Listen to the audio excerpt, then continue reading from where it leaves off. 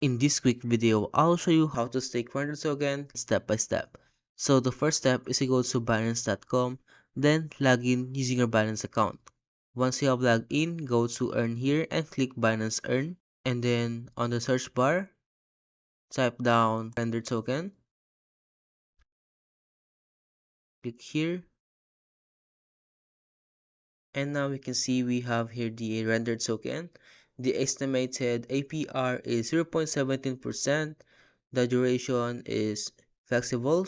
It means that you can withdraw your RNDR token anytime.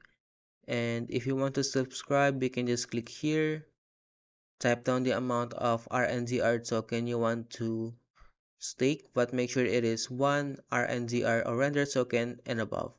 So for example, I want to stake the maximum amount of render token I have. And then you can see here the daily estimated reward. So you will receive this amount of render token every day. And just click here, click confirm.